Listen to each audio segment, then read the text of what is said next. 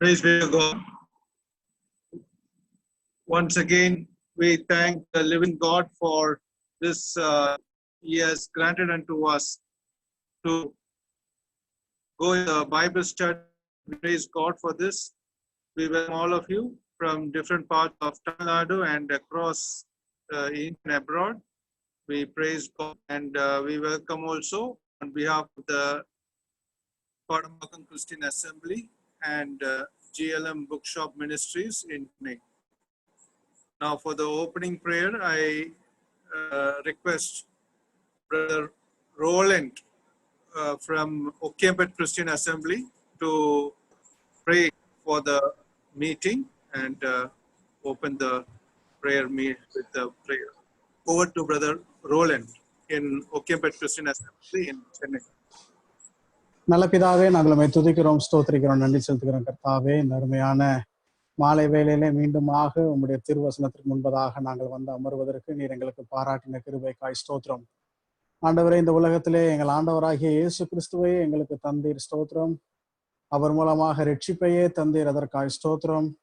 ரட்சிப்போடு கூட எல்லா விதமான ஆவிக்குரிய ஆசீர்வாதங்களை தந்தீர், ஸ்தோத்திரம். இந்த உலகத்திலே நாங்கள் வளர்வதற்கு ஏதுவாக எல்லா விதமான ஏதுக்களை தந்தீர், ஸ்தோத்திரம். எங்களுக்கு கொடுத்திருக்கிற நல்ல வேதாகமத்திற்காக ஸ்தோத்திரம். குறிப்பாக இந்த நாளிலே நாங்கள் சிந்திக்க போகிற எங்களுக்கு வைக்கப்பட்டிருக்கிற மறுமையின் நம்பிக்கையின் ஒரு பகுதியான இந்த 1000 வருட அரசாட்சியை குறித்து நாங்கள் சிந்திக்க போகிறோம். இப்படிப்பட்ட நல்ல மகிமையின் நம்பிக்கை எங்களுக்கு தந்திருக்கிறீர், அதற்காக ஸ்தோத்திரம். நம்முடைய தாசனை அதற்காக நீர் ஆயத்தப்படுத்தி வந்திருக்கிறீர், அதற்காக ஸ்தோத்திரம் செலுத்துகிறோம். இணைந்த ஒவ்வொரு பிள்ளைகளுக்காக நன்றி செலுத்துகிறோம். இந்த கூடுகையை உங்களுடைய கரத்திலே நாங்கள் ஒப்புக் கொடுக்கிறோம். துவக்கம் முதல் முடிவு வரையிலும் உன்னுடைய கிருபை கூட இருக்கட்டும். நிகழ்வின் ஒவ்வொரு கர்த்தாவை அம்சத்திலேயும் தெய்வ கிருபை இருந்து வழிநடத்தி அருளும்படியாக நாங்கள் ஜெபிக்கிறோம். உம்முடைய நாமம் மகிமைப்படட்டும். நாங்கள் ஒவ்வொருவரும் தனிப்பட்ட விதத்திலே எல்லா நிலைமையிலும் பிரயோஜனப்பட கர்த்தர் இந்த நேரத்தை எங்களுக்கு ஆசீர்வாதமாக்கி தந்தருளும்படியாக நாங்கள் ஜெபிக்கிறோம். அப்படி நீர் செய்ய போகிறதற்காக உமக்கு ஸ்தோத்திரம் செலுத்துகிறோம். இந்த ஸ்தோத்திரங்களையும் விண்ணப்பங்களையும் எங்கள் ஆண்டவராகிய இயேசு கிறிஸ்து மூலமாய் உங்களுடைய சமூகத்தில் மனத்தாழ்மையோடு ஏறெடுத்து படைக்கிறோம், எங்கள் ஜீவனுள்ள நல்ல பிதாவே, ஆமென்.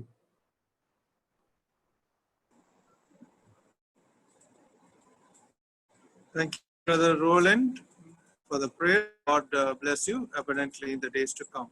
Now we are going to the next session.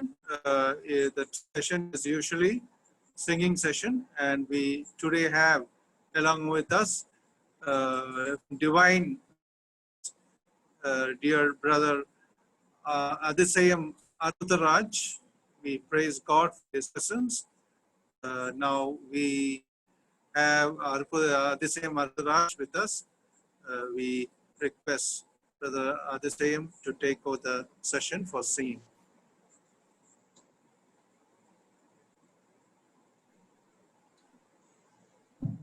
கர்த்தருடைய பரிசுத்த நாமம் மகிமைப்படுவதாக. இன்றைக்கும் இந்த இணைய வாயிலாக நாம் கூடி கர்த்தருடைய வார்த்தையை கேட்கும்படியாக கர்த்தர் நமக்கு கிருபை செய்திருக்கிறார். அவருக்கே மகிமை உண்டாவதாக. நம்ம எல்லாருக்கும் தெரிந்த ஒரு பாடல், என்ன என் ஆனந்தம், என்ன என் ஆனந்தம் சொல்லக்கூடாதே.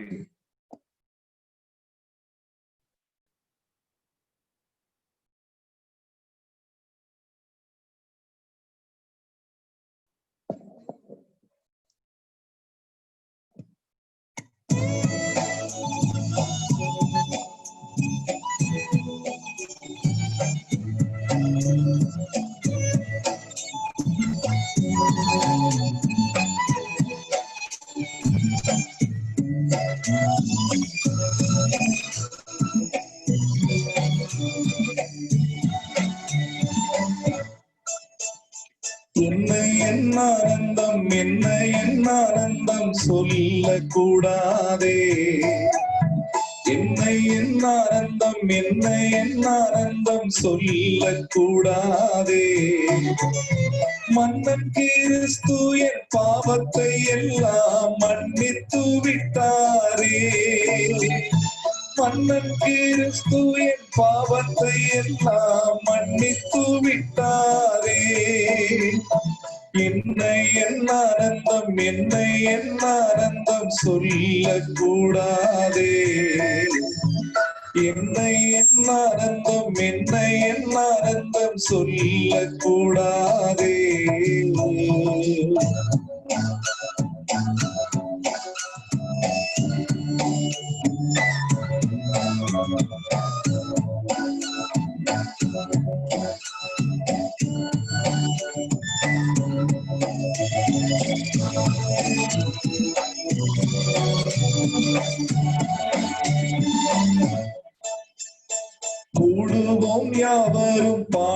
கூடுவோம் நன்றாய் மகிழ் கொண்டாடுவோம்.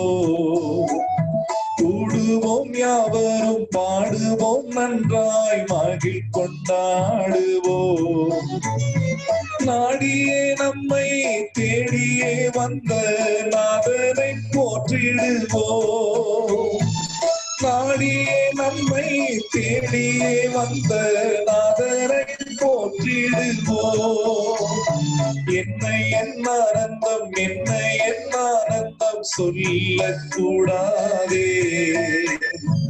என்னை என்ன ஆனந்தம், என்னை என்ன ஆனந்தம் சொல்லக்கூடாதே.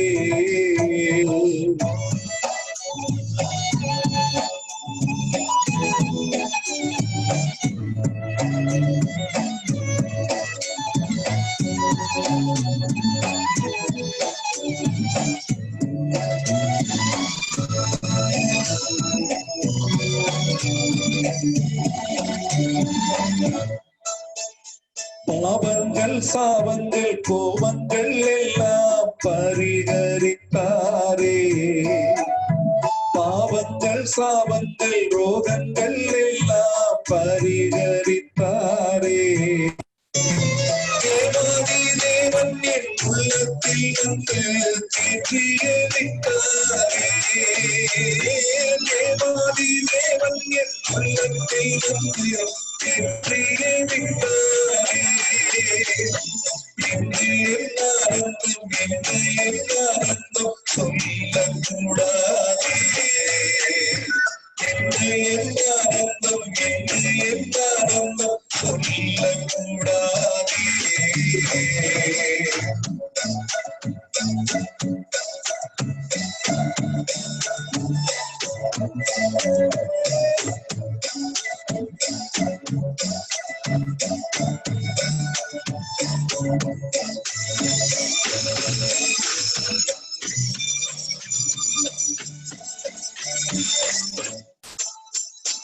பச்சையில் பச்சமாய் ரட்சிப்பை எங்களுக்கு அருளினதாலே.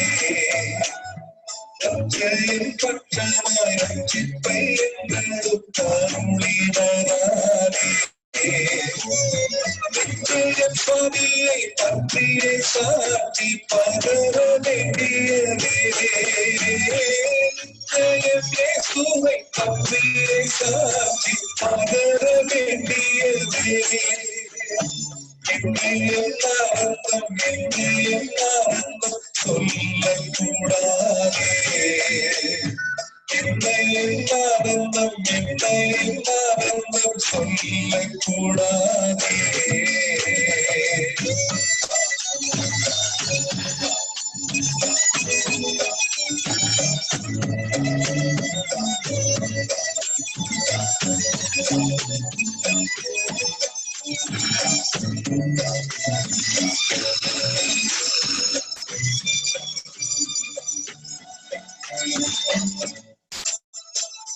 வெள்ளங்கி பொன்னூடி வாத்தியம் மேல் வீட்டில் கையக்கூடி உடனே. வெள்ளங்கை பொன்னூடி வாத்தியம் மேல் வீட்டில் கையக்கூடி உடனே.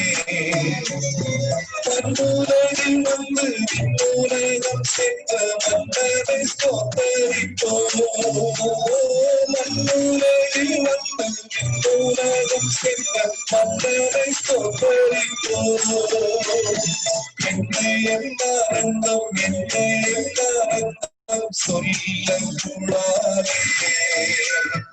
என்னை ஆனந்தம், என்னை ஆனந்தம் சொல்லக்கூடாதே.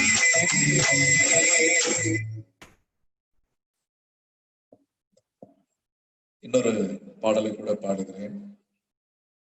நம்ம எல்லாருக்கும் தெரிந்த ஒரு பாடல், தேவபிதா எந்த மெய்ப்பனல்லோ சிறுமை தாழ்ச்சி அடைகிறனே என்ற பாடலை கூட நான் பாடுகிறேன்.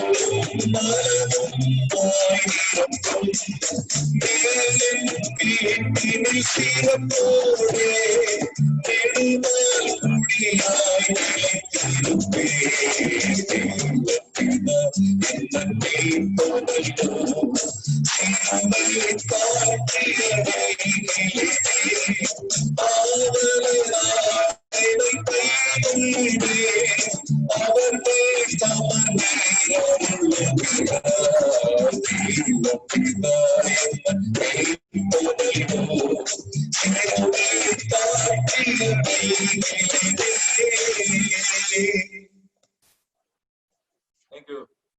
Thank you.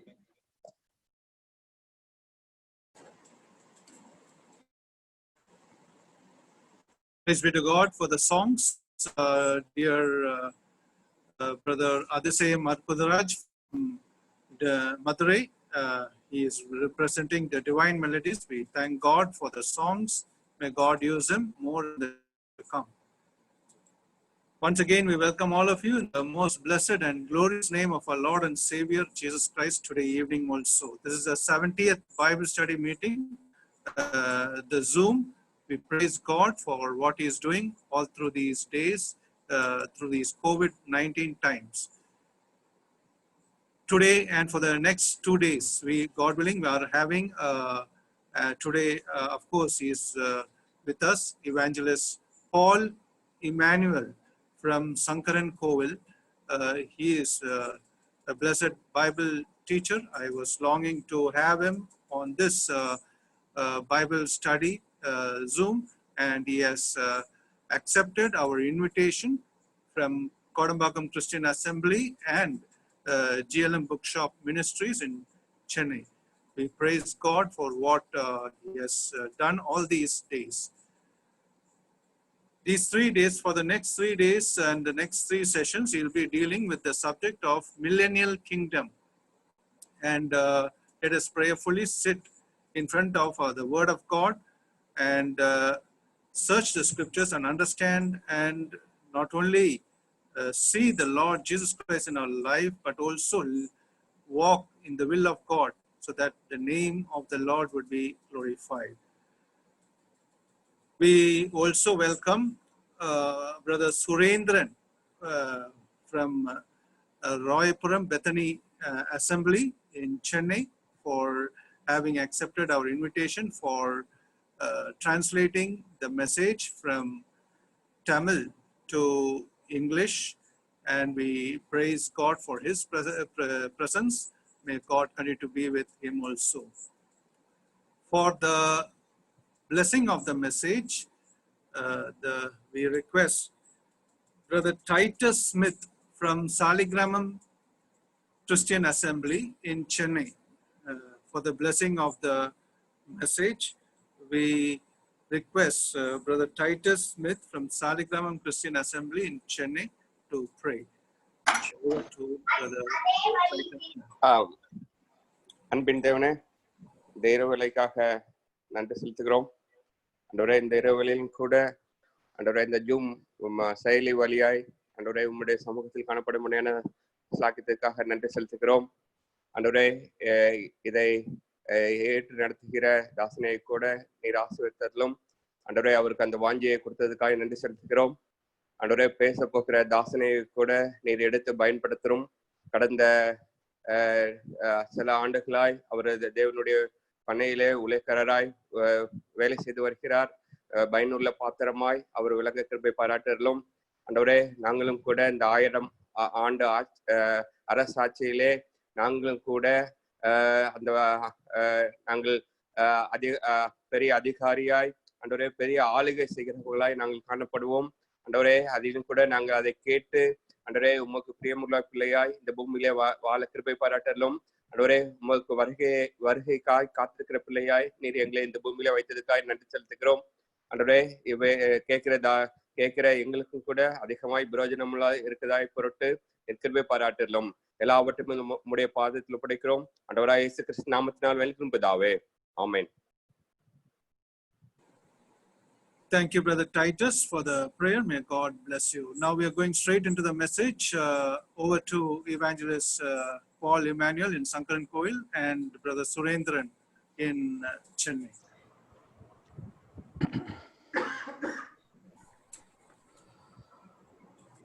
ஆரம்பிக்கலாமா? Shall we start? Yes. இருக்கிறவரும் இருந்தவரும் வருகிறவருமாயிருக்கிற ஆண்டவராகிய இயேசு கிறிஸ்துவின் இணையற்ற திருநாமம் இன்றும் என்றும் சதாகாலங்களிலும் மகிமைப்படுவதாக. May the name of our Lord Jesus Christ be glorified now and forevermore. He is the one who is, who was, and who is to come. நம்முடைய வாழ்க்கையிலே மட்டுமல்ல, நம்முடைய தலைமுறையிலேயே நாம் சந்தித்திராத ஒரு புதுவிதமான அனுபவத்தை கடந்த சில மாதங்களாக நாம் சந்தித்துக் கொண்டு வருகிறோம். The past few months we have been experiencing something that we have never experienced in our life before, not just in our life, in any other generations before. Corona என்ற இந்த வைரஸின் மூலமாக முழு உலகமும் முடங்கி கிடக்கின்ற ஒரு சூழ்நிலையை நாம் காண்கிறோம். The entire world has been going through a lockdown because of this coronavirus.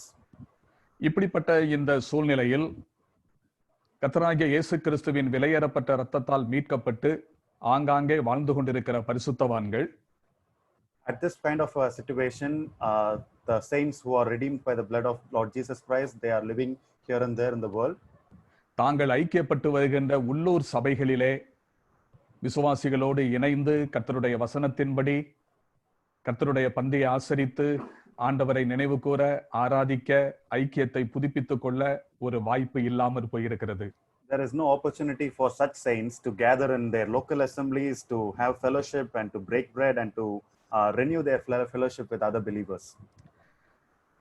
ஆனாலும் கர்த்தரை ஆராதிப்பதும் கர்த்தரை நினைவு கூறுவதும் கர்த்தருடைய பிள்ளைகளோடு ஐக்கியப்படுவதும் காலம், சூழ்நிலைகள் இவைகளை எல்லாம் கடந்து செயலாற்ற முடியும் என்பதை கடந்த சில மாதங்களாக நாம் இந்த இணையதளத்தின் மூலமாக அனுபவித்துக் கொண்டு வருகிறோம். Even so, in the past few months, we are experiencing that we can still experience God's presence and fellowship through the internet and through the technology, which is beyond the time and which is beyond any situation that we are going through. ஒரு விதத்திலே சொல்ல போனால் இயல்பான நிலைமையிலே இருந்த காலகட்டத்தில் இந்த அளவுக்கு வசனத்தை கேட்கக்கூடிய வாய்ப்பு நமக்கு கிடைத்திருக்குமா என்பது கேள்விக்குறியாகத்தான் இருக்கிறது. Even we can say that even in our usual days, we did not have such kind of a privilege to enjoy this much of God's word. ஆனால் இந்த காலகட்டங்களிலே மிக அதிகமாகவே ஆண்டவருடைய வசனங்களை கேட்கக்கூடிய வாய்ப்பு நமக்கு கிடைத்திருக்கிறது. But during this lockdown time, we can listen to God's word more abundantly than ever before. மட்டுமல்ல, கர்த்தர் நம் சந்தித்திராத புது விதமான கர்த்தருடைய பிள்ளைகளோடு ஆவியிலே ஒருமனப்பட்டவர்களாக இணைவதற்கான வாய்ப்பு நமக்கு கிடைத்திருக்கிறது. Not only that, we are able to have fellowship with new believers and new saints whom we have never met, and we can be with them one in the spirit. ஆனாலும் இந்த நிலைமை விரைவில் மாறி இயல்பு நிலைமைக்கு உலகம் திரும்ப வேண்டும். நம்முடைய ஸ்தல சபைகளில் நாம் கூடி வர வேண்டும், கர்த்தருடைய சித்தத்தை நிறைவேற்ற வேண்டும் என்று நம்முடைய மனம் ஏங்குகிறது. Even so, we all want the situation to be changed, and we all want to gather physically in our local assemblies to enjoy God's presence. நிறைவானது வரும்போது குறைவானது ஒழிந்து போகும் என்று வாசிக்கிறது போல, when the better thing comes, the normal thing will go away. That is what we read in the God's word.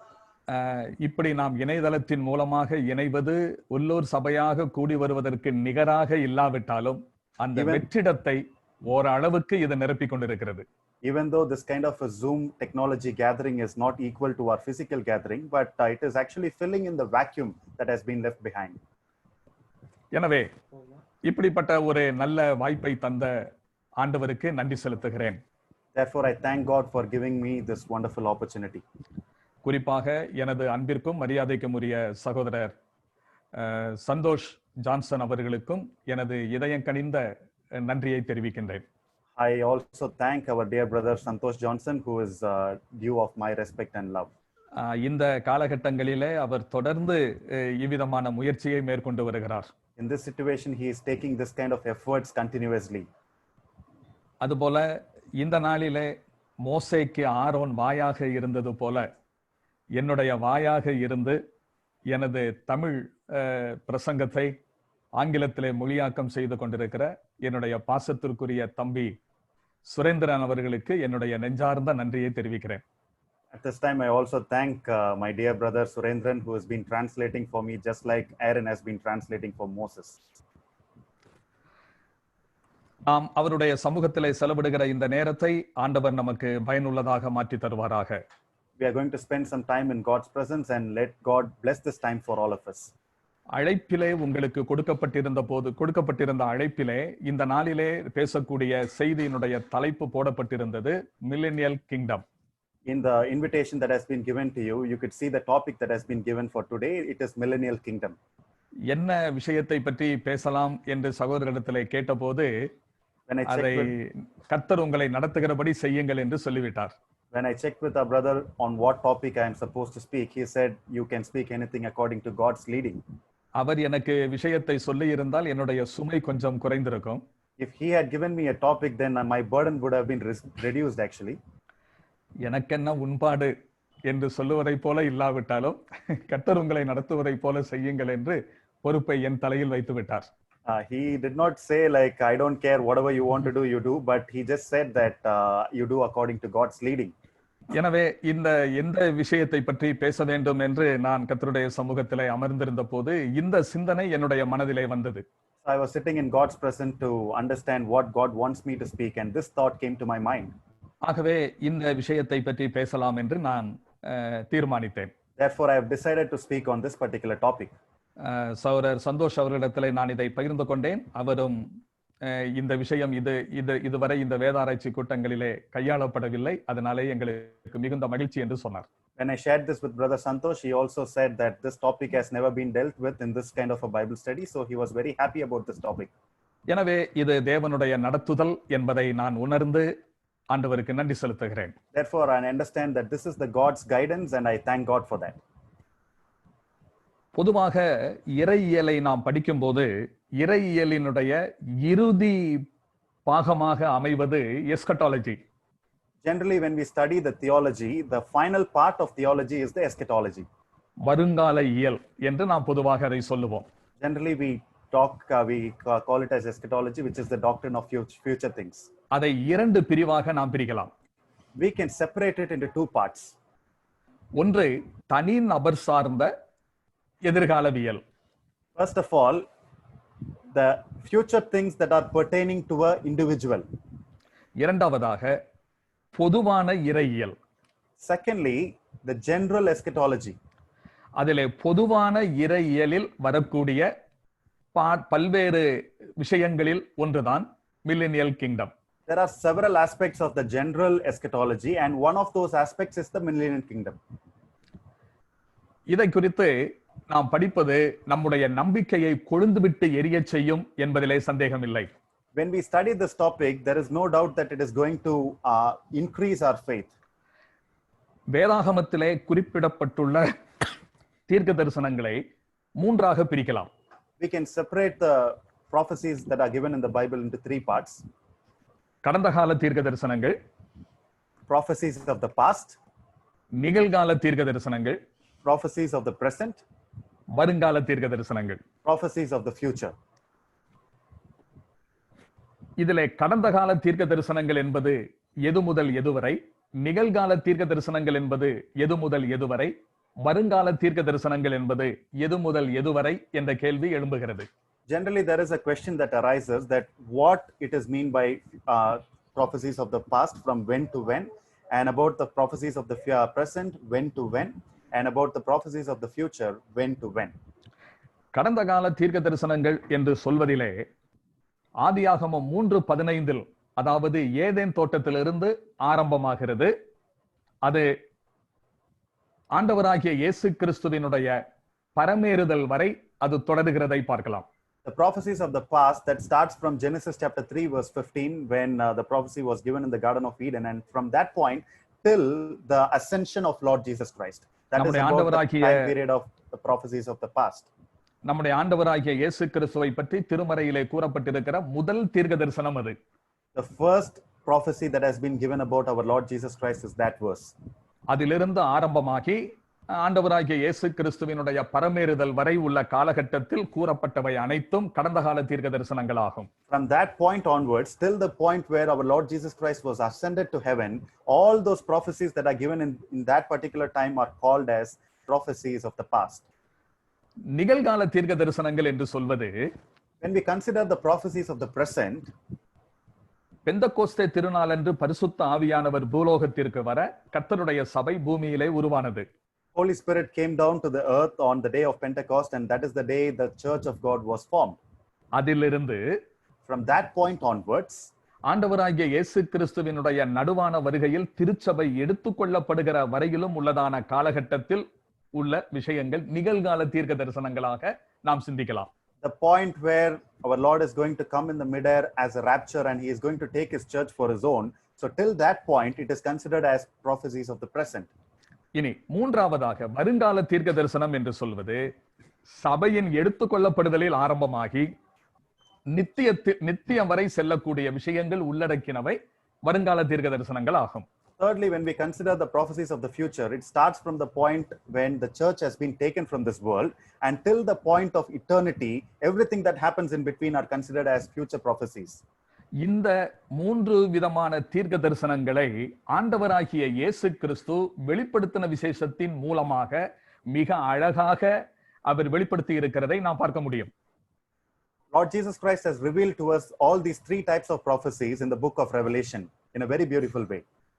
வெளிப்படுத்தின விசேஷம் 1ஆம் அதிகாரம் 19வது வசனமானது அந்த நூலினுடைய திறவுகோல் வாக்கியமாக அமைந்திருக்கிறது. In the Revelation chapter 1 verse 19, we can call that verse as the key verse of Revelation. நீ கண்டவைகளையும் இருக்கிறவைகளையும் இவைகளுக்கு பின்பு சம்பவிப்பவைகளையும் எழுது என்று நாம் இங்கே வாசிக்கிறோம். Here we read, write the things which thou hast seen, and the things which are, and the things which shall be hereafter. நீ கண்டவை என்பது கடந்த காலம். The things that he has seen are the things of the past. இருக்கிறவை நிகழ்காலம். And the things that are happening is the things of the present. இவைகளுக்கு பின்பு சம்பவிப்பவை என்பது வருங்காலம். The things which shall be hereafter refers to the things that are of the future. இதை வெளிப்படுத்தின விசேஷத்தில் மிக அழகாக பார்க்கலாம். We can see that very beautifully in the book of Revelation. 1ஆம் அதிகாரம் 19வது வசனத்தில் நீ கண்டவை என்று வருகிறபடியினாலே அதற்கு முந்தின 18ஆம் வசனம் வரை யோவான் எதை கண்டாரோ அதைத்தான் நீ கண்டவை என்று சொல்லி இருக்கிறது என்பது தெளிவாகிறது. In Revelation chapter 1 verse 19, we read that things thou hast seen. From this verse we understand that till verse 18, whatever John has seen are considered as the things that he has seen. மகிமையினால் முடிசூட்டப்பட்டிருக்கிற மனுஷகுமாரனை பற்றிய ஒரு அற்புதமான காட்சி அந்த பகுதியிலே இடம்பெறுவதை நான் பார்க்க முடியும். Here we read about the Son of Man who has been clothed with glory. கடந்த கால தீர்க்க தரிசனங்களில், அதாவது ஆதியாகமம் 3:15 அவருடைய பரமேறுதல் வரையிலும் பல்வேறு வகைகளில் சொல்லப்பட்ட தீர்க்க தரிசனங்களை எல்லாம் நிறைவேற்றி இப்பொழுது முடிசூட்டப்பட்டிருக்கின்ற மனுஷகுமாரனை பற்றிய காட்சியை அங்கே நாம் காண முடிகிறது.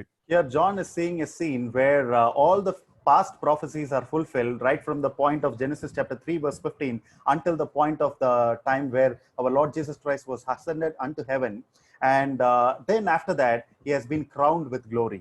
அப்போ நீ கண்டவை என்பது கடந்த கால தீர்க்க தரிசனங்கள். So whatever John has already seen, it is the past prophecies. அடுத்து இருக்கிறவை என்று சொல்வது 2-3 அதிகாரங்களில் சொல்லப்பட்டிருக்கிற முதல் நூற்றாண்டில் ஏசியா மைனரில் இருந்த 7 சபைகளுக்கு கொடுக்கப்படுகிற செய்திகள்.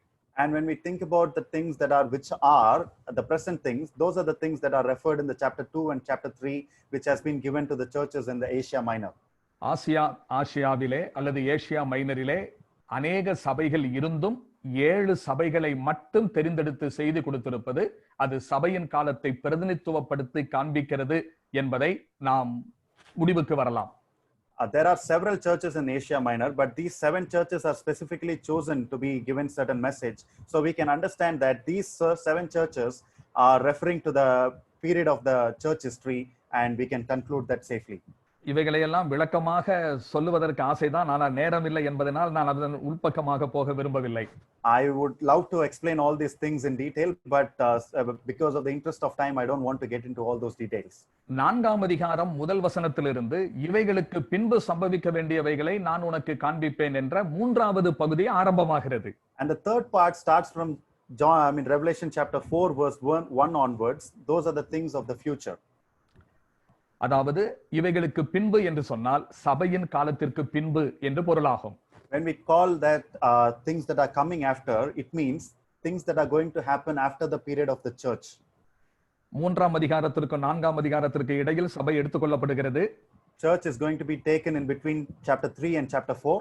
4ஆம் அதிகாரத்திலிருந்து 19ஆம் அதிகாரத்தின் 10வது வசனம் வரை சபையானது பரலோகத்தில் இருக்கிறதை நாம் பார்க்கிறோம். From chapter 4 onwards till chapter 19 verse 10, we can see this church is being there in the heavens. 19ஆம் அதிகாரத்தின் 11வது வசனத்திலிருந்து பின்னாலே நாம் பார்க்கும்போது ஆண்டவராகிய இயேசு கிறிஸ்து வெள்ளை குதிரை மேல் வர பரலோக சேனை அவருக்கு அணிவகுப்பு மரியாதை நடத்த எடுத்துக்கொள்ளப்பட்ட சபையும் அவரோடு கூட வருகிறதை நாம் பார்க்கலாம். From chapter 19 verse 11 onwards, we can see that our Lord Jesus Christ is coming in the white horse along with his church down to the earth. அப்படி அந்த வருகையோடு கூட அர்மகதோன் யுத்தம் நடைபெறுகிறது. And when that coming happens, that is when the Armageddon war is happening. அதனுடைய முடிவில் அந்தி கிறிஸ்துவும் கள்ள தீர்க்கதரிசியும் பிடித்து நரகத்தில் தள்ளப்படுகிறார்கள். By the end of the Armageddon war, the false prophet and the antichrist is thrown into the hellfire. இவர்களை இயக்கிக் கொண்டிருந்த பிசாசானவன் 1000 வருடம் பாதாளத்தில் தள்ளி அடைத்து முத்திரை போடப்படுகிறான். And the devil who has been controlling all these people and all these things, he has been chained and he has been put under the bottomless pit for 1000 years. அதை தொடர்ந்து தீர்க்கதரிசிகளால் தொன்று தொட்டு பல்வேறு வகைகளில் படிப்படியாக கூடுதலாக அறிவிக்கப்பட்டு வெளிப்படுத்தப்பட்டு வந்த 1000 வருட அரசாட்சி இந்த பூமியில் நிறுவப்படுகிறது. Followed by that, the millennial kingdom is established on the earth, which has been prophesied by many prophets step by step in the Old Testament time. அந்த 1000 வருட அரசாட்சியை பற்றித்தான் இந்த நாட்களிலே நாம் சிந்திக்க போகிறோம். These days we are going to consider about this millennial kingdom. அப்போ 1000 வருட அரசாட்சிக்கு முன்னாடி என்னென்ன சம்பவங்கள் நடைபெறும் என்பதை பற்றிய ஒரு வேகமான பயணம் இப்போது நீங்கள் செய்திருக்கிறீர்கள். 1000 வருட அரசாட்சி எப்போது நடக்கும் என்பதை பற்றிய ஒரு புரிந்து கொள்ளுதல் உங்களுக்கு ஏற்பட்டிருக்கும். So now you have made a quick time travel to all the incidents that are going to happen before the millennial kingdom. Now you are having a understanding of when this millennial kingdom is going to start. எனவே இப்பொழுது நாம் இந்த 1000 வருட அரசாட்சியை பற்றி உள்ளே சென்று நாம் படிக்க ஆரம்பிக்கலாம். Now we are going to get into the subject of the millennial kingdom and we are going to study this.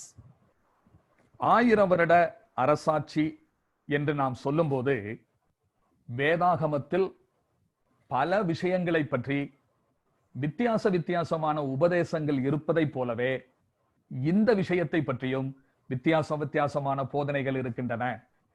There are variety of teachings about different doctrines of the Bible. Exactly like that, even in this millennial kingdom topic, there are different types of teachings and preachings that are going on in the Christendom. அந்த வித்தியாசமான போதனைகளுக்கு ஏற்ப வித்தியாசமான பெயர்களும் அந்த போதனைகளுக்கு வழங்கப்பட்டுள்ளன. According to the difference in the teaching, different names are also given to such teachings. கிறிஸ்தவ உலகத்தில் இதை குறித்து மாறுபட்ட கருத்துடையவர்கள் இருக்கிறார்கள். In the Christendom, there are different people with different opinions about this particular topic.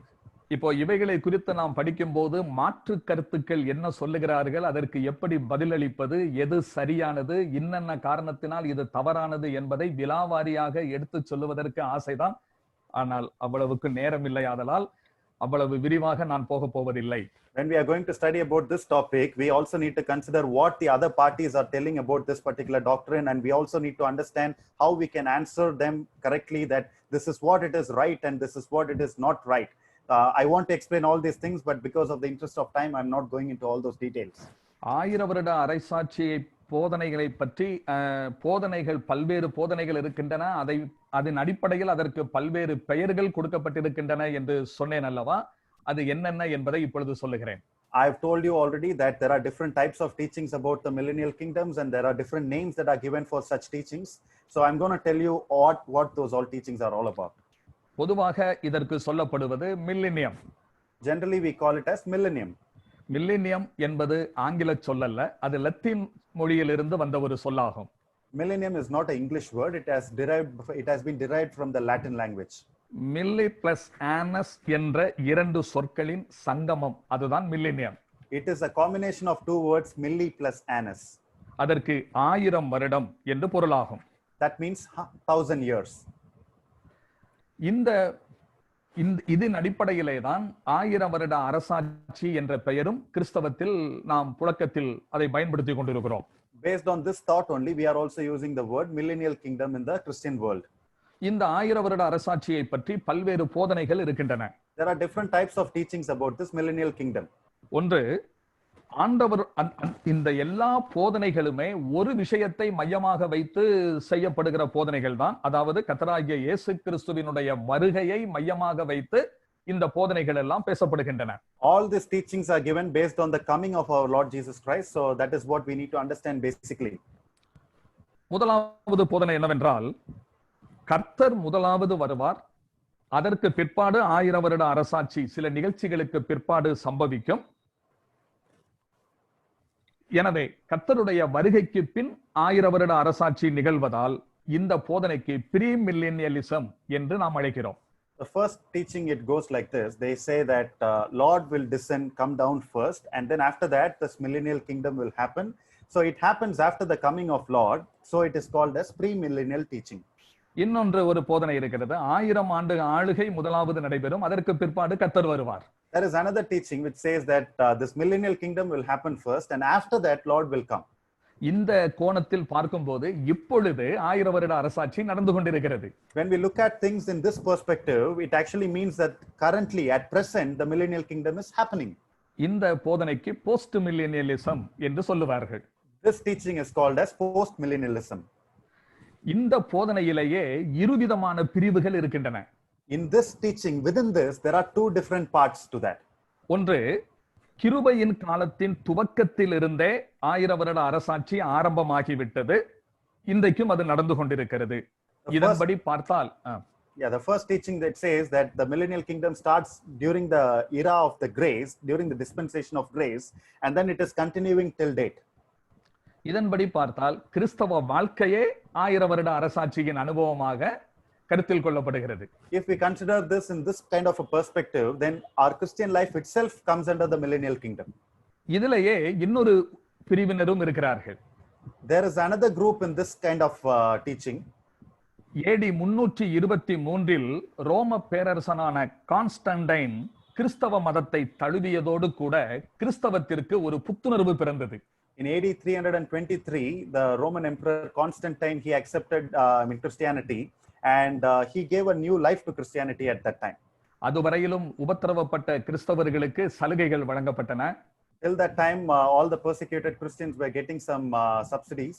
கிறிஸ்தவ போதகர்கள் உயர் பதவி அடைந்தார்கள்.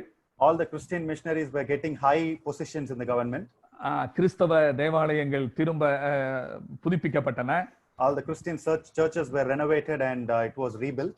அப்ப இதையெல்லாம் கண்டபோது அன்றைய திருச்சபை அறிஞர்களுக்கு 1000 வருட அரசாட்சி ஆரம்பித்து விட்டது என அவர்கள் கருதினார்கள். When the Christian scholars saw all these things that are happening around them, in those days they thought that millennial kingdom has already started.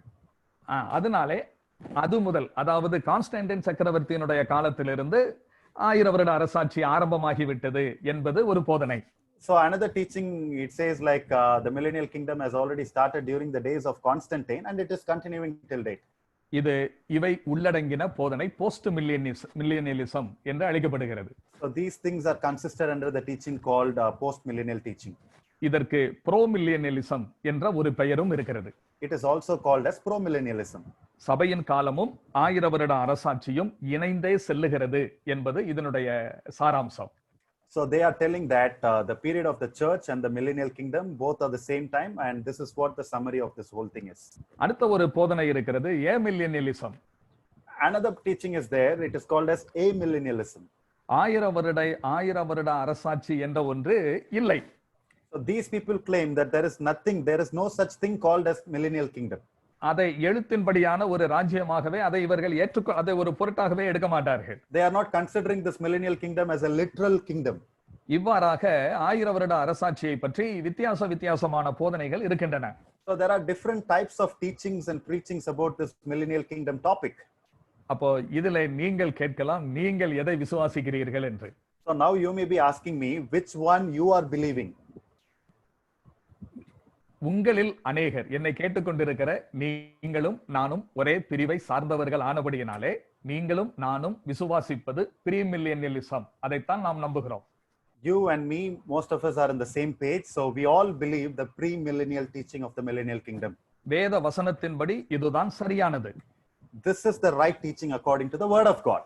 இதற்கு எதிர்மறையாக சொல்லக்கூடிய கருத்துக்கள் எல்லாவற்றிற்கும் பதில் சொல்ல முடியும், ஆனால் அது மிகப்பெரிய ஆராய்ச்சியாக போகும். I can give answers to all the negative comments which are against this particular view, but that will be going into a great research. ஏனென்றால் அப்படிப்பட்ட போதனையாளர்களை சந்திக்காத வரை நமக்கு ஒரு பிரச்சனை இருக்காது. We don't have any problem until and unless we meet such teachers. ஆனால் அப்படிப்பட்ட போதனையாளர்களை சந்தித்து அவர்கள் நம்மிடத்தில் கேள்விகள் எழுப்பும் பொழுதுதான் நாம் தடுமாறுவோம். But when we encounter such preachers and when they ask such questions against us, that is where we start stammering. ஆனால் அந்த நிலைமை ஏற்படும் போது விசுவாசிகள் இந்த சத்தியத்தை உறுதியாக நிற்க வேண்டும், அதற்கு அதை விளக்கம் கொடுக்க வேண்டும் என்ற நோக்கத்தோடு தான் இதை குறித்து நான் உங்களுக்கு விளக்கமாக சொல்லிக் கொண்டிருக்கிறேன். But when that kind of situation arises, believers should be firm in what they have learned and understood about pre-millennial kingdom, about the millennial kingdom, and they have to answer to all those questions. அடுத்த தலைப்பிற்கு போவோம். We'll move on to the next topic. 1000 வருட அரசாட்சி என்பது எழுத்தின்படியாக பூமியிலே ஸ்தாபிக்கப்பட போகிற ஒரு ராஜ்யமா அல்லது ஆவிக்குரிய ராஜ்யமா? So this millennial kingdom, is this going to be a literal kingdom that is going to be established in the earth, or it is just a spiritual kingdom that we are talking about? ஏனென்றால் இந்த 1000 வருட அரசாட்சி எழுத்தின்படியானதல்ல, அது ஆவிக்குரிய பிரகாரமானது என்ற ஒரு போதனை மிக தீவிரமாகவே பரவி வந்து கொண்டிருக்கிறது. A lot of people are fiercely preaching and teaching that this millennial kingdom is all about the spiritual realm. It has nothing to do with literal kingdom. ஆகவே இதை குறித்த ஒரு தெளிவு நமக்கு ஏற்படுவது அவசியம். So we need to have a clear understanding about this thing. அதை குறித்து நாம் இப்பொழுது பார்க்கலாம். So let's consider this now. இந்த 1000 வருட அரசாட்சியானது பூமியிலே நிறுவப்பட போகிற எழுத்தின்படியான ராஜ்யம் அல்ல, அது ஆவிக்குரிய பிரகாரமான ராஜ்யம் என்பதை கூறுவோர் அதற்கு ஆதாரமாக பல விஷயங்களை சொல்லுவார்கள். அதில் முக்கியமான ஒன்றை இப்பொழுது நாம் கருத்தில் எடுப்போம். These people who are preaching that this millennial kingdom is not a literal kingdom and it is a spiritual kingdom, they are coming up with various reasons to prove their point, and we are going to consider one of those points. யோவான் எழுதின நற்செய்தி நூல் 18ஆம் அதிகாரம் 36வது வசனம். John's Gospel chapter 18 and verse 36. அதிலே நாம் வாசிக்கிறோம், இயேசு பிரதியுத்தரமாக, என் ராஜ்யம் இவ்வுலகத்துக்குரியதல்ல. என் ராஜ்யம் இவ்வுலகத்துக்குரியதானால் நான் யூதரிடத்தில் ஒப்புக் கொடுக்கப்படாதபடிக்கு என் ஊழியக்காரர் போராடி இருப்பார்களே. இப்படி இருக்க என் ராஜ்யம் இவ்விடத்திற்குரியதல்ல என்றார் என்று வாசிக்கிறோம். Here we read, Jesus answered, my kingdom is not of this world. If my kingdom were of this world, then would my servants fight, that I should not be delivered to the Jews. But now my kingdom is not from hence. இங்கே நான் வாசிக்கிற இந்த வசனத்தில் என்னுடைய ராஜ்யம் இந்த உலகத்துக்குரியதல்ல என்று ஆண்டவர் சொல்லுகிறதினாலே அது பூமிக்குரிய எழுத்தின்படியான ராஜ்யம் அல்ல என்ற கருத்தை முன்வைக்கிறார்கள். Here Lord Jesus Christ is telling, my kingdom is not of this world. Because of this particular phrase, they are telling it is not a literal kingdom that is going to be established in this earth. It is going to be a spiritual kingdom. That's what they claim. ஆனால் இதிலே நாம் கவனிக்க வேண்டிய ஒரு விஷயம் இருக்கிறது. But there is something we need to observe here.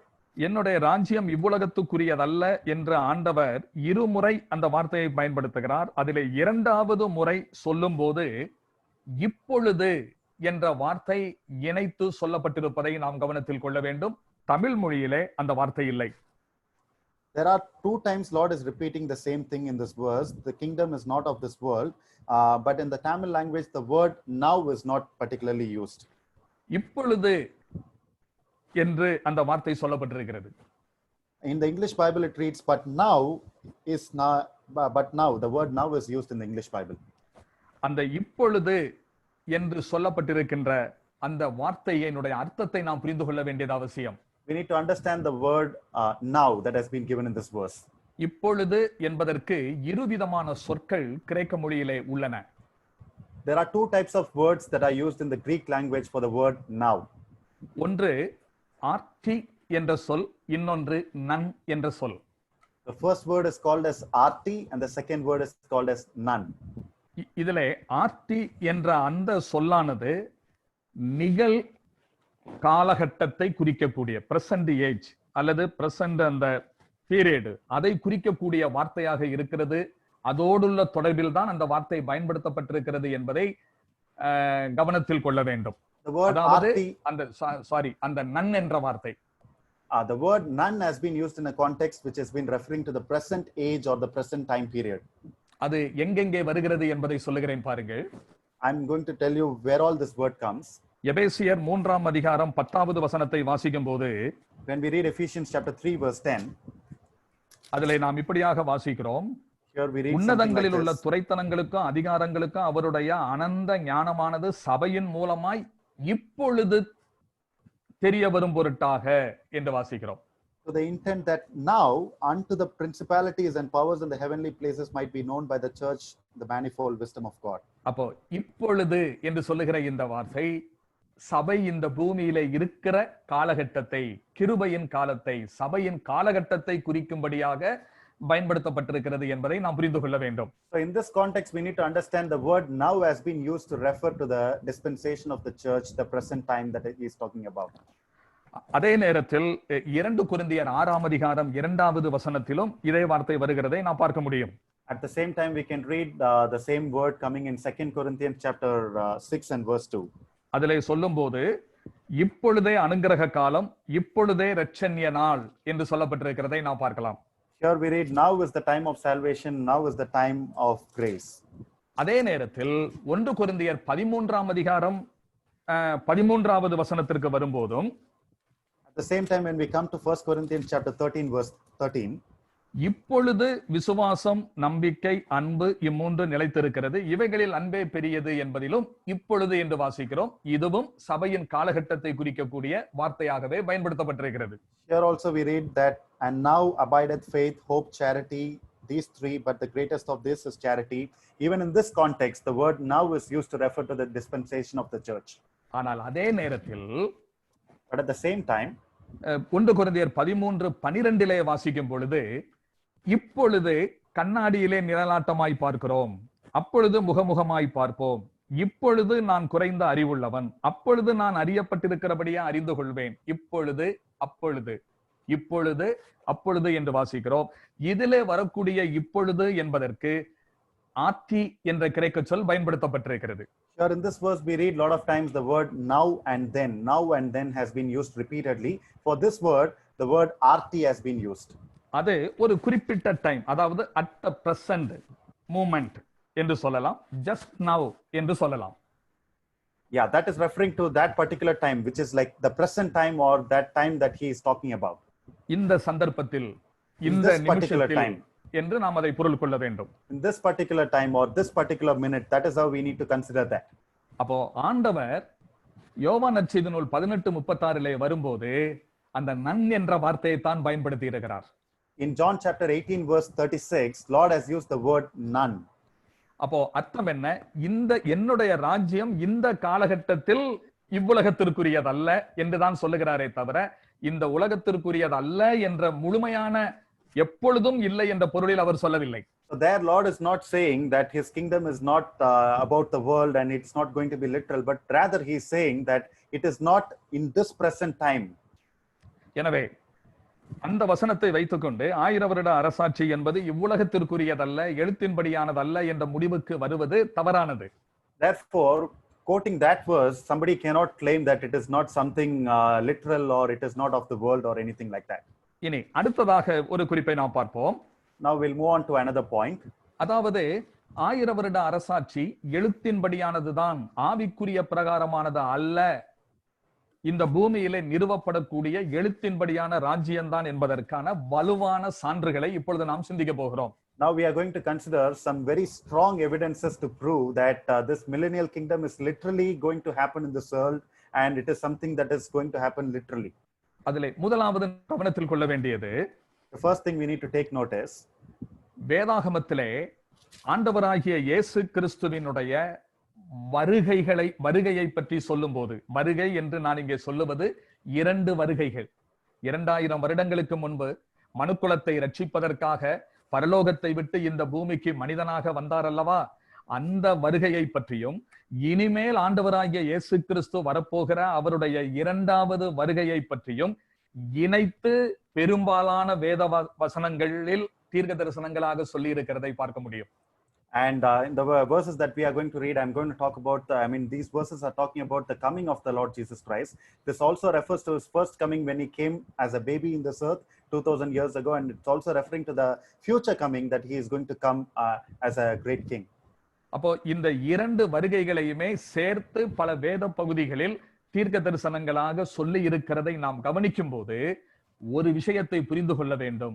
முதல் வருகையை பற்றி சொல்லப்பட்டிருக்கிற தீர்க்க தரிசனங்கள் எப்படி எழுத்தின்படியாக மிக சரியாக ஒவ்வொரு விஷயங்களும் நிறைவேறினதோ, அது போலவே அதோடு இணைத்து சொல்லி இருக்கிற 2வது வருகை சார்ந்த பல விஷயங்களும் அதிலே சொல்லி இருக்கிறது போல எழுத்தின்படியாகவே நிறைவேறும் என்பதை நாம் புரிந்து கொள்ள வேண்டும். We need to understand that whenever the prophecies are coming about the coming of the Lord Jesus Christ, just like how the first coming of the Lord Jesus Christ was fulfilled literally in a literal sense, exactly in the same way, the second coming and all those things that are pertaining to his second coming will be fulfilled on a literal way, and that is the evidence that we are considering right now. 2 வருகைகளை பற்றி சொல்லி இருக்கிற ஒரு வேத பகுதியிலே, அது மாதிரி பல வேத பகுதிகளிலே ஒரு வருகையை பற்றி சொல்லி இருக்கிறதை மட்டும் லிட்டரலாக எழுத்தின்படியாக எடுத்துவிட்டு இன்னொரு வருகையை பற்றி சொல்லி இருக்கிற காரியத்தை அதோடு சம்பந்தப்பட்ட நிகழ்ச்சிகளை ஆவிக்குரிய பிரகாரமாக விளக்கி கொடுப்பது எப்படி நியாயமாகும்? So, when we consider certain passage, that particular passage is talking about both the comings of our Lord Jesus Christ. In that sense, how can we take only one particular coming as in a literal sense and then neglecting the other to be a spiritual sense? That does not make any logic to that. ஆகவே ஒரே வேத பகுதியிலே சொல்லப்பட்டிருக்கிற வருகையினுடைய முதல் வருகை எழுத்தின்படியாக அது சார்ந்த நிகழ்ச்சிகள் எல்லாம் நிறைவேறி இன்றைக்கு வரலாற்று நிகழ்ச்சிகளாக மாறி இருக்கிறது போல அவருடைய இரண்டாவது வருகையோடு சம்பந்தப்பட்டதாக சொல்லப்பட்டிருக்கிற சம்பவங்களும் அதிலே 1000 வருட அரசாட்சியும் எழுத்தின்படியாகவே நடைபெறும் என்பதை நாம் அறுதியிட்டு சொல்ல முடியும். Whatever things that are concerning to this first coming, everything has happened in a literal manner, and whatever the things that are surrounding his first coming happened in a literal manner. In the same way, the things that are going to happen in a second coming, that is also going to happen in a literal sense, and even the millennial kingdom that is associated with the second coming is also going to happen in a literal sense. இனி இரண்டாவது வருகையிலேயே நடைபெறப்போக்கூடிய நியாய தீர்ப்புகள், ஆக்கினை தீர்ப்புகள், இயற்கை சீற்றங்கள், பேரழிவுகள் இதையெல்லமே எழுத்தின்படியாக நாம் விளக்கம் கொடுக்கும் போது 1000 வருட அரசாட்சியை மட்டும் ஆவிக்குரிய பிரகாரமாக எப்படி அர்த்தம் கொடுக்க முடியும்? சரியல்ல அல்லவா? அதை புரிந்து கொள்ள வேண்டும். Even when we consider the things that are pertaining to the second coming, things like the future judgment, the condemnation, the calamities and the natural disasters and stuff like that, everything we are considering in a literal sense. And when we are doing in this manner, how can we not consider the millennial kingdom in the same manner? ஆகவே 1000 வருட அரசாட்சி என்பது ஆவிக்குரிய பிரகாரமானதல்ல, எழுத்தின்படியாகவே பூமியிலே நடைபெற போகிற ஒரு அரசாட்சியாக இருக்கும் என்பதை நாம் புரிந்து கொள்ள வேண்டும். Therefore, millennial kingdom is not just a spiritual matter, it is going to be happening literally in this world, and we need to understand this very clearly. இன்னொரு வேத பகுதியை பார்ப்போம். Let's look into another biblical passage. லூக்கா எழுதின நற்செய்தி நூல், Luke's Gospel, 1ஆம் அதிகாரம், chapter 1, 31 முதல் 33 வரையுள்ள வசனங்களில் நாம் வாசிக்கும் போது காபிரியேல் தூதன் அன்னை மரியாளிடத்தில் ஆண்டவராகிய இயேசு கிறிஸ்துவினுடைய பிறப்பை குறித்து முன்னறிவிக்கிறதை நாம் பார்க்க முடிகிறது. From verses 31 to 33 we can read the angel Gabriel is foretelling the coming of our Lord Jesus Christ.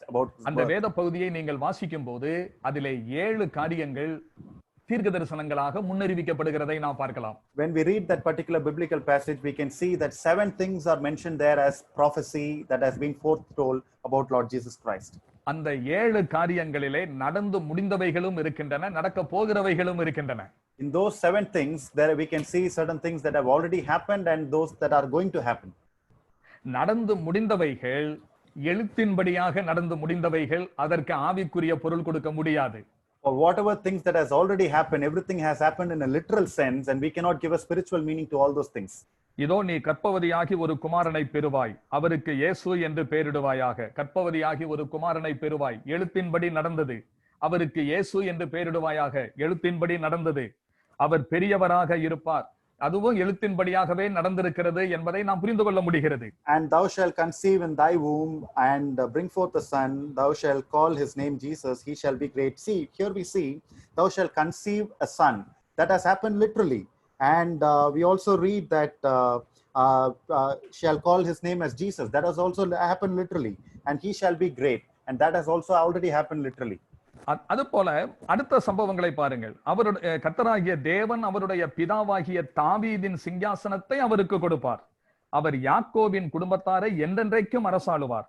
அவருடைய ராஜ்யத்துக்கு முடிவிராது என்று வருங்காலத்தில் நடக்க போகிற சம்பவங்களும் நடந்து முடிந்தவைகள் எப்படி எழுத்தின்படி நிறைவேறினவோ அது போலவே இதுவும் எழுத்தின்படி நிறைவேறும் என்பதுதானே சரியானதாக இருக்க முடியும். And followed by that we are going to read about the things that are going to happen in future. The Lord God shall give unto him the throne of his father David, and he shall reign over the house of Jacob forever, and of his kingdom there shall be no end. So just like how the previous things happened in a literal sense, these things will also happen in a literal sense. அப்படி அதை நாம் ஆவிக்குரிய பிரகாரமாக எடுத்தால் தாவீதின் சிங்காசனத்திற்கு ஆவிக்குரிய அர்த்தம் கொடுக்க வேண்டியது வரும். If we take that in a spiritual manner, then we have to give a spiritual meaning to the throne of David. யாக்கோபின் குடும்பத்தாரை என்றென்றைக்கும் அரசாளுவார் என்பதற்கு ஆவிக்குரிய அர்த்தம் கொடுக்க வேண்டியது வரும். எப்படி கொடுக்க முடியும்? And we also will have to give spiritual meaning to the word house of Jacob. How can we give spiritual meaning to all these things? ஆகவே 1000 வருட அரசாட்சி என்பது எழுத்தின்படியாக பூமியிலே நிறுவப்படக்கூடிய ஒரு ராஜ்யம்தான் என்பதை நாம் புரிந்து கொள்ள இது ஏதுவாகிறது. Therefore, we need to understand very clearly that millennial kingdom is going to happen literally in this world. இன்னொரு குறிப்பை கூட நம்முடைய சிந்தனைக்காக கொண்டு வருவோம். I'm going to point out another thing for our consideration. அதை நான் வசனம் வாசிக்க வேண்டிய அவசியம் இல்லை, சொன்னாலே நீங்கள் புரிந்து கொள்வீர்கள். அப்புறம் நீங்கள் அந்த வேத பகுதியை மட்டும் ஞாபகத்தில் வைத்துக் கொண்டு நீங்கள் வீட்டில் அதை குறித்து கொள்ளலாம். We don't need to read the verse now. I think you will understand even if I just tell it to you. Then you can later note down the biblical verse and you can read it in your house. தானியேல் தீர்க்க தரிசன புத்தகத்திலே 2, 7, 8 அதிகாரங்களிலே உலகத்தில் தோன்றி மறைந்த 4 பேரரசுகளை பற்றி வித்தியாசமான வெளிப்பாடுகள் கொடுக்கப்பட்டிருக்கிறதை நாம் பார்க்க முடியும். In the book of Daniel, in chapters 2, 7 and 8, we read about the 4 big kingdoms in the world in different sense. தானியேல் 2ஆம் அதிகாரத்திலே நேபுகாத்நேச்சார் ஒரு சொப்பனம் காண்கிறான். 4 விதமான உலோகங்களினால் உருவாக்கப்பட்டிருந்த ஒரு சிலை. In Daniel chapter 2, we read about Nebuchadnezzar who is seeing a vision, who is seeing a dream. In that he is seeing a statue which has been made with 4 different types of metals. அதனுடைய தலை பசும்பொன், அதனுடைய மார்பும் The head is made of pure gold. அதனுடைய மார்பும் புயமும் வெள்ளி. The breast portion is made out of silver. அதனுடைய வயிறும் தொடையும் வெண்கலம். The stomach and the thighs are made out of brass. அதனுடைய கால்கள் இரும்பும் அதற்கு கீழே பாதி இரும்பும் பாதி களிமண்ணுமாக சொல்லப்பட்டிருக்கிறதை பார்க்கலாம். And the knees and the below part is mentioned as iron and clay.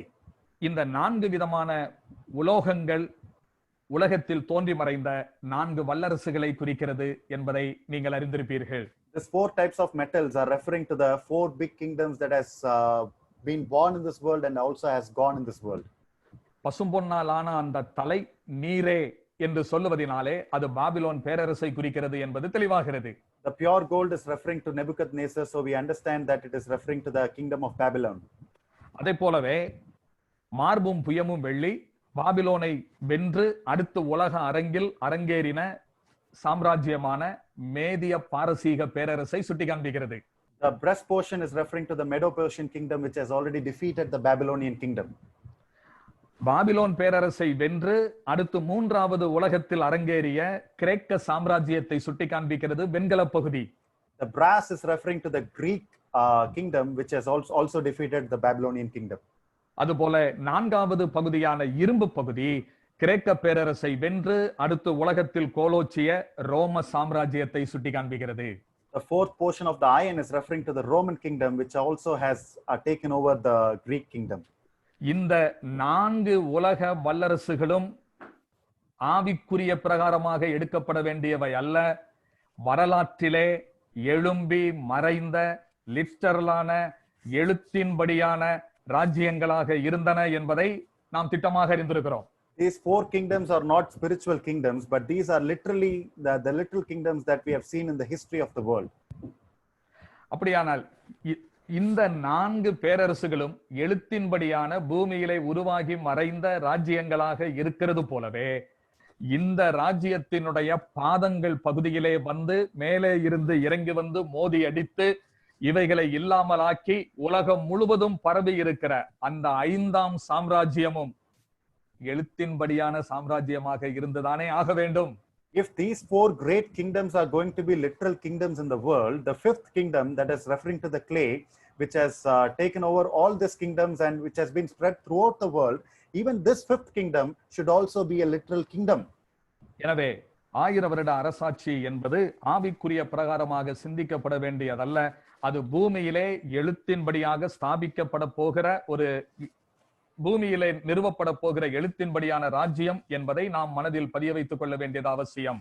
Therefore, we need to understand, we need to drill it in our mind very clearly that this millennial kingdom is not a spiritual kingdom, it is a literal kingdom that is going to be established in this earth. சரி, இனி அடுத்ததாக நாம் சிந்திக்க வேண்டியது, the next thing we are going to consider is 1000 வருட அரசாட்சி என்று சொல்லும் போதே எதிர்காலத்தில் நடைபெறக்கூடிய பல நிகழ்ச்சிகள் இருந்தாலும் விசுவாசிகளுக்கு அதிக மகிழ்ச்சியை கொடுப்பது இந்த 1000 வருட அரசாட்சியை பற்றிய சிந்தனை தான். When we talk about a lot of things that are going to happen in the future, the thing that is going to excite all the believers is the millennial kingdom. ஆனால் உண்மையிலேயே சொல்ல போனால் நாம் 1000 வருட அரசாட்சியைக்காக காத்திருக்கிறவர்கள் என்பதை விட புதிய வானம் புதிய பூமிக்காக காத்திருக்கிறவர்கள் என்றுதான் பேதுரு தம்முடைய நிருபத்திலே சொல்லியிருக்கிறார். But in little sense, actually, we need to be waiting for the new heavens and new earth to be created, not for the millennial kingdom. That is what Peter has referred in his epistle. அந்த வேத பகுதியை பார்ப்போம். Let's turn to that biblical passage. 2 பேதுரு 2 Peter அதனுடைய 3ஆம் அதிகாரம் chapter 3. அதனுடைய 10வது வசனத்திலிருந்து நாம் வாசிக்கும் போது, when we read from verse 10, கர்த்தருடைய நாள் இரவிலே திருடன் வருகிற விதமாய் வரும். அப்பொழுது வானங்கள் மடமட என்று அகன்று போம், பூதங்கள் வெந்து உருகிப்போம், பூமியும் அதில் உள்ள கிரியைகளும் எரிந்து அழிந்து போம். இப்படி இவைகளெல்லாம் அழிந்து போகிறதா இருக்கிறபடியால் நீங்கள் எப்படிப்பட்ட பரிசுத்த நடக்கையும் தேவபக்தியும் உள்ளவர்களாய் இருக்க வேண்டும். தேவனுடைய நாள் சீக்கிரமாய் வரும்படிக்கு மிகுந்த ஆவலோட காத்திருங்கள். அந்த நாளில் வானங்கள் வெந்து அழிந்து போம், பூதங்கள் எரிந்து உருகிப்போம் என்று சொல்லிவிட்டு, அவருடைய வாக்கு தத்தத்தின் படியே நீதி வாசமாயிருக்கும் புதிய வானங்களும் புதிய பூமியும் உண்டாகும் என்று காத்திருக்கிறோம். ஆகையால் பிரியமானவர்களே, இவைகள் வர காத்திருக்கிற நீங்கள் கரையற்றவர்களும் பிழை இல்லாதவர்களுமாய் சமாதானத்தோட அவர் சந்நிதியில் காணப்படும்படி ஜாக்கிரதையாயிருங்கள் என்று சொல்லப்பட்டிருக்கிறதை பார்க்கிறோம். Here we read from verse 10, but the day of the Lord will come as a thief in the night, in which the heavens shall pass away with a great noise, and the elements shall melt with fervent heat. The earth also and the works of the earth are therein shall be burned. Seeing that all these things shall be dissolved, what manner persons ought to be in all holy conversation and godliness, looking for and hasting unto the coming of the day of the Lord, wherein the heavens being on fire shall be dissolved, and the elements shall melt with fervent heat. Nevertheless, we, according to his promise, look for the new heavens and a new earth, wherein dwelleth righteousness. Wherefore, beloved, seeing that ye look for such things, be diligent that ye may be found in him peace, without spot and blameless. அப்போ இந்த பகுதியிலே நாம் வாசிக்கும் போது புதிய வானம் புதிய பூமிக்காக நாம் காத்திருக்கிறவர்களாய் இருக்கிறோம் என்று பேதுரு குறிப்பிட்டிருக்கிறார். In this passage, Peter is clearly referring that we are waiting for the new heavens and new earth. ஆனால் அதை விட நாம் அதிகமாக எதிர்பார்ப்பது 1000 வருட அரசாட்சியை பற்றி. But believers are excited about the millennial kingdom and they are waiting for that. ஏனென்றால் அதை பற்றி வெளிப்படுத்தப்பட்டிருக்கிறதை விட அதிகமாக இதை பற்றி வெளிப்படுத்தப்பட்டிருக்கிறதுனாலே அப்படிப்பட்ட ஒரு ஆர்வம் வந்திருக்கிறதோ என்னவோ தெரியாது. I don't know, maybe the things about millennial kingdoms are referred in the Bible more than the new heavens and new earth, maybe because of that. எனவே 1000 வருட அரசாட்சியை பற்றி படிப்பது நம்முடைய எதிர்காலத்தை பற்றி நாம் சிந்திக்கவும் அதற்கு ஏற்றவர்களாக வாழ்வதற்கும் இது உதவியாக இருக்கும் என்பதிலே சந்தேகம் இல்லை. So when we study about the millennial kingdom, we can understand about our future and we can set our lives right according to this millennial kingdom. சரி, இனி அடுத்ததாக 1000 வருட அரசாட்சி என்பது எப்பொழுது நடைபெறும் என்பதை பற்றி ஆரம்பத்திலே சொன்னதை வைத்து நீங்கள் புரிந்திருப்பீர்கள் என்று எண்ணுகிறேன். I think from the beginning, in the beginning, when I told when this millennial kingdom is going to happen, you would have already understood. இனி அப்படியானால் இந்த 1000 வருட அரசாட்சியினுடைய கவர்மெண்டை பற்றி, அரசாங்கத்தை பற்றி ஒரு சிறிய புரிந்து கொள்ளுதல் நமக்கு அவசியம். Then we need to have a little bit of understanding about the governance in the millennial kingdom. இதை நாம் புரிந்து கொள்வதற்காக வெளிப்படுத்தின விசேஷம் 20ஆம் அதிகாரத்திற்கு நம்முடைய கவனத்தை கொண்டு செல்லலாம். To understand this, let's turn to Revelation chapter 20. அதிலே 4 முதல் 6 வரை உள்ள வசனங்களை பார்ப்போம். Let's read verses 4 to 6. அன்றியும் நான் சிங்காசனங்களை கண்டேன், அவைகளின் மேல் உட்கார்ந்தார்கள், நியாய தீர்ப்பு கொடுக்கும்படி அவர்களுக்கு அதிகாரம் அளிக்கப்பட்டது. இயேசுவை பற்றிய சாட்சி நிமித்தமும் தேவனுடைய வசனத்து நிமித்தமும் சிரச்சேதம் பண்ணப்பட்டவர்களுடைய ஆத்துமாக்களையும் மிருகத்தையாவது அதன் சொரூபத்தையாவது வணங்காமலும் தங்கள் நெற்றியிலும் தங்கள் கையிலும் அதன் முத்திரையை தரித்துக் கொள்ளாமலும் இருந்தவர்களையும் கண்டேன். அவர்கள் உயிர்த்து கிறிஸ்துவுடனே கூட 1000 வருஷம் அரசாண்டார்கள். மரணமடைந்த மற்றவர்கள் அந்த 1000 வருஷம் முடியும் அளவும் உயிரடையவில்லை. இதுவே முதலாம் உயிர்த்தெழுதல் என்று சொல்லப்பட்டிருக்கிறதை பார்க்கிறோம். Here we read, and I saw thrones, and they sat upon them, and judgment was given unto them. And I saw the souls of them that were beheaded for the witness of Jesus and for the word of God, and which has not worshipped the beast, neither his image, neither has received the mark upon their foreheads or in their heads. And they lived and reigned with Christ 1,000 years. But the rest of the dead lived not again until the 1,000 years were finished. This is the first resurrection. இதில் நீங்கள் கவனிக்க வேண்டிய காரியம் 4ஆம் வசனத்தின் கடைசி பகுதியில் அவர்கள் உயிர்த்து கிறிஸ்துவுடனே 1000 வருஷம் அரசாண்டார்கள். அவர்கள் உயிர்த்து கிறிஸ்துவுடனே 1000 வருஷம் அரசாண்டார்கள். கிறிஸ்துவுடனே 1000 வருஷம் அரசாண்டார்கள் என்று சொல்லுவதிலிருந்து மெயின் ஆட்சியாளர் ராஜாதி ராஜா கர்த்தராகிய இயேசு கிறிஸ்து என்பது நமக்கு தெரிகிறது. And in the second part of verse 4, we read, and they lived and reigned with Christ 1,000 years. When we see that they reigned with Christ, we can understand that Christ is going to be the main ruler in the millennial kingdom. அப்படியானால் அவரோடு கூட இணைந்து ஆளுகை செய்கிற ஒரு சில கூட்டங்களை பற்றி இங்கே சொல்லி இருக்கிறதை காணலாம். Here we read about some groups of people who are going to reign along with Christ. அது யார் யார் என்பதை பார்ப்போம். Let's see who are those people. ஒன்று, அன்றியும் நான் சிங்காசனங்களை கண்டேன், அவைகளின் மேல் உட்கார்ந்தார்கள், நியாய தீர்ப்பு கொடுக்கும்படி அவர்களுக்கு அதிகாரம் அளிக்கப்பட்டது என்று சொல்லப்பட்டிருக்கிறது. And I saw the thrones and they sat upon them and judgment was given unto them. அப்ப இந்த இடத்துல நியாய தீர்ப்பு செய்யும்படியான அதிகாரம் பெற்றவர்களாய் ஏற்கனவே ஒரு கூட்டம் அமர்ந்திருக்கிறதை நாம் காண முடிகிறது. Here there is a group of people who have already got the authority and approval for making judgment. இனி அடுத்து இரண்டாவது கூட்டத்தை பற்றி சொல்லும்போது இயேசுவை பற்றிய சாட்சியின் நிமித்தமும் தேவனுடைய வசனத்தின் நிமித்தமும் சிரச்சேதம் பண்ணப்பட்டவர்களுடைய ஆத்துமாக்களையும். The second group we read about, in the second group we are reading about a group where I saw the souls of them that were beheaded for the witness of Jesus and for the word of God. மூன்றாவது ஒரு கூட்டத்தை பற்றி நாம் பார்க்கிறோம். மிருகத்தையாவது அதன் சொரூபத்தையாவது வணங்காமலும் தங்கள் நெற்றியிலும் தங்கள் கையிலும் அதன் முத்திரையை தரித்துக் கொள்ளாமல் இருந்தவர்களையும் கண்டேன். We also read about a third group of people where it says, and which had not worshipped the beast, neither his image, neither had received his mark upon their foreheads. இந்த மூன்றாவது குரூப் யார் என்பதை குறித்து நான் விளக்கி சொல்ல வேண்டிய அவசியம் இல்லாத அளவுக்கு வாசிக்கும் போதே உங்களுக்கு மனதில் பதிந்து விடுகிறது.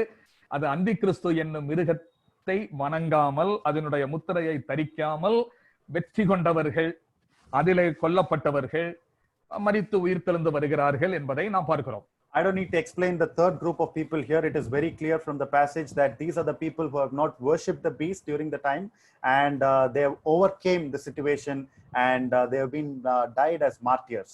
அப்போ இவர்கள் உபத்திரவ கால பரிசுத்தவான்கள் என்பது தெரிகிறது. So we understand that these are the saints that are died during the time of persecution. அந்த முதல் கூட்டம் வாசித்தோம் அல்லவா? 4ஆம் வசனத்தின் முதல் கூட்டத்திலே சிங்காசனத்தில் நியாய தீர்ப்பு கொடுக்கும்படியான அதிகாரத்தை பெற்று உட்கார்ந்திருக்கிற ஒரு கூட்டம். And the first group we read about a group where they have got the authority to make judgment and they are already seated in the throne. அது உபத்திரவ காலத்திற்கு முன்னமே எடுத்துக்கொள்ளப்படுகிற புதிய ஏற்பாட்டு சபை அங்கத்தினர்களை அது குறிப்பிடுகிறது. This group is referring to the people who has already been taken in the rapture before the time of tribulation. அப்படியானால் இந்த இரண்டாவது கூட்டமாக சொல்லப்பட்டிருக்கிற தேவனுடைய வசனத்தின் நிமித்தமும் இயேசுவை பற்றிய சாட்சி நிமித்தமும் தேவனுடைய வசனத்தின் நிமித்தமும் சிரச்சேதம் பண்ணப்பட்டவர்களுடைய ஆத்துமாக்கள் என்று பார்க்கிறோமே, இவர்கள் யார்? And we read about the second group where I saw the souls of them that were beheaded for the witness of Jesus and for the word of God. Who are these people? இவர்கள் பழைய ஏற்பாட்டு கால பரிசுத்தவான்கள். These are the Old Testament saints. பழைய ஏற்பாட்டு கால பரிசுத்தவான்களான இவர்கள் ஆண்டவருடைய ரகசிய வருகையில் எடுத்துக்கொள்ளப்பட மாட்டார்கள். These Old Testament saints are the people who are not going to be taken in the rapture of the church. அந்தி கிறிஸ்துவின் காலத்தின் இறுதியில் உபத்திரவ கால பரிசுத்தவான்கள் உயிரோடு எழும்புகின்ற அவர்களோடு சேர்ந்து பழைய ஏற்பாட்டு காலத்தில் வாழ்ந்து ஓட்டத்தை ஓடி முடித்த பரிசுத்தவான்கள் எழும்பி வருவார்கள். During the last time of the Antichrist, when the tribulation saints are given up to life, are quickened up to life, at the same time the Old Testament saints will also come into life. ஆக எந்த காலத்தில் உள்ள பரிசுத்தவான்களும் 1000 வருட அரசாட்சியிலே ஆட்சியாளர்களாக பங்கெடுப்பார்கள் என்பதை இதன் மூலமாக நாம் அறிகிறோம். So the saints from all the times and throughout all the dispensation, everybody will be a part of the governance process in the millennial kingdom. ஆண்டவர் ராஜாதி ராஜாவாக, our Lord will be the King of Kings. எந்த காலத்திலும் வாழ்ந்த பரிசுத்தவான்கள் அவரோடு கூட சேர்ந்து ஆளுகை செய்கிறவர்களாக, and the saints from all the times will rule along with Christ. அந்த கவர்மெண்டினுடைய அமைப்பு எப்படி இருக்கும்? Just imagine how that government is going to be. அவர்களுடைய பங்களிப்பு எப்படி இருக்கும்? And everybody's role is going to be like wonderful. அக்காலத்தில் உள்ள ஆராதனை முறைமைகள் எப்படி இருக்கும்? Just think about the worship pattern during that time. அக்காலத்திலே இயற்கை சூழ்நிலைகள் எப்படி இருக்கும்? Just imagine the nature at that time. அக்காலத்தில் உள்ள பல்வேறு அம்சங்கள், அதை குறித்து நாம் படிக்க வேண்டும். இவைகளை எல்லாம் நாளைய தினம் நம்முடைய செய்தியிலே நாம் சிந்திக்கலாம். There are lots of aspects in those time, and we are going to consider all those things in tomorrow's message. கிருபை உங்களோடு இருப்பதாக. May grace be with you. நன்றி. Thank you.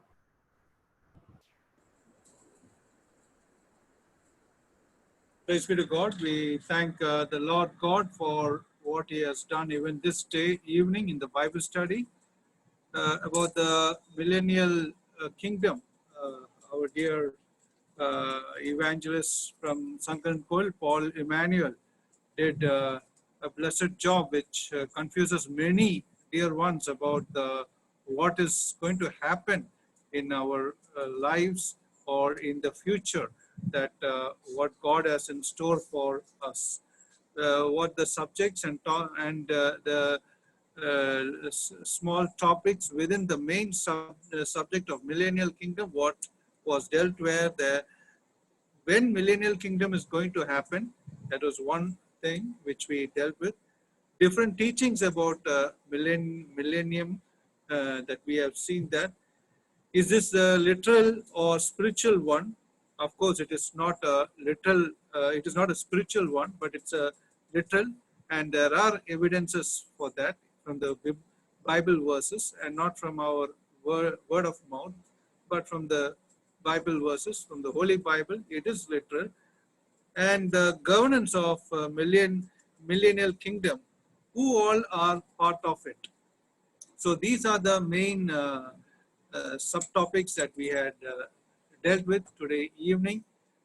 These are a vast ocean. Actually, it can be dealt for hours and hours and days, but due to lack of time, this has been cut short, and we thank Evangelist Paul Emmanuel from Sankarankoil for doing wonderful work in the Lord, for taking this millennial kingdom, and may the Holy Spirit continue to work in him, and we glorify God for him. We thank you, Brother Paul Emmanuel, for what God has done through you.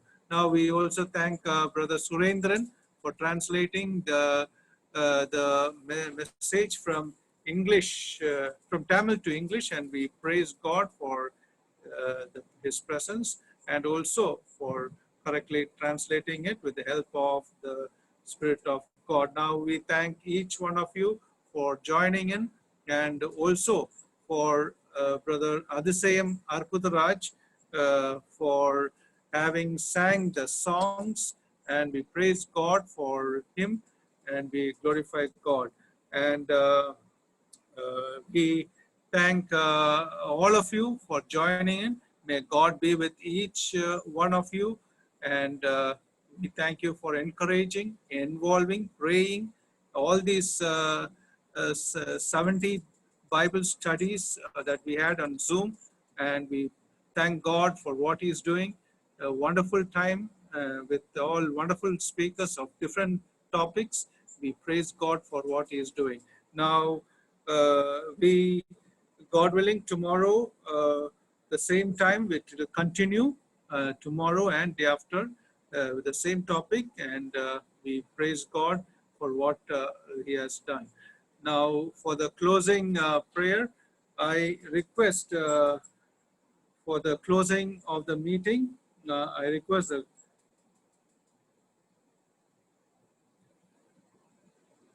Brother Cherian Johnson from Tanjavur, to please close in with the book of prayer. Over to the evangelist Cherian Johnson in Tanjavur. ஜெபிக்கலாம். எங்களை நேசிக்கிற அன்பின் பரலோக பரமபிதாவாம் தெய்வமே, இந்த நாளுக்காக நன்றியோடு நாங்கள் உம்மை ஸ்துதிக்கிறோம், ஸ்தோத்திரிக்கிறோம். எங்கள் கர்த்தர் தேவாதி தேவனும் கர்த்தாதி கர்த்தரும் ஒருவரும் சேரக்கூடாத ஒளியில் வாசமாய் இருப்பவரும் அல்பாவும் ஒமேகாவுமானவரும் ஆதியும் அந்தவுமானவரும் இருந்தவரும் இருக்கிறவரும் வரப்போகிறவருமாகிய சர்வ வல்லமுள்ள கர்த்தராக இருப்பதனாலே இந்த மாலை வேளையில நாங்கள் முழு இருதயத்தோடு முழு ஆத்மாவோடு முழு சக்தியோடு நாங்கள் உண்மை ஸ்துதிக்கிறோம், உண்மை ஆராதிக்கிறோம். பிதாவே, அருமையான தேவதாசர் பால் இம்மானுவேல் அவர்கள் மூலமாக கர்த்தாவே நீர் எங்களுக்கு உம்முடைய வார்த்தைகளை இந்த ஜூம் ஆப் மூலமாக நீர் பைபிள் ஸ்டடி எடுக்க உம்முடைய தாசனுக்கு கிருபை தந்தீர். அதற்காக ஸ்தோத்திரம். பரிசுத்த ஆவியானவரே எங்களோடு கூட பேசினதற்காக நன்றியோடு நாங்கள் உண்மை ஸ்துதிக்கிறோம். இந்த செய்தியை ஆங்கிலத்திலே மொழிபெயர்க்க அருமையான தம்பி சுரேந்திரன் அவர்களையும் நீர் எடுத்து உபயோகப்படுத்தினீர். ஏற்ற வார்த்தைகளை, சரியான வார்த்தைகளை அந்த செய்தியானது தமிழை எப்படி கொடுக்கிறார்களோ அதே போலவே ஆங்கிலத்திலே கொடுக்க மொழிபெயர்க்க தேவன் நீ கிருபை தந்தீர். அதற்காக நன்றியோடு நாங்கள் உம்மை ஸ்துதிக்கிறோம். நீர் இருவரையும் வல்லமையாக எடுத்து உபயோகப்படுத்தினதற்காக ஸ்தோத்திரம். தொடர்ந்து பிதாவே, இந்த நாள் 70வது நாள் தொடர்ந்து அநேக தேவதாசர்கள் இந்த ஆப் மூலியமாக அநேக காரியங்கள் நாங்கள் தேவனுடைய வசனத்திலிருந்து கற்றுக்கொள்ளவும் கர்த்தாவே எங்களுக்கு கிருபை தந்திய தயவுக்காக நன்றியோடு நாங்கள் நம்மை ஸ்துதிக்கிறோம். இந்த நாளிலே கூட 1000 வருட அரசாட்சியை குறித்து நாங்கள் படித்துக் கொண்டிருக்கிறோம். கர்த்தர் இந்த நாளிலும் எங்களுக்கு வேண்டியதான ஆகாரத்தை தந்தீர்.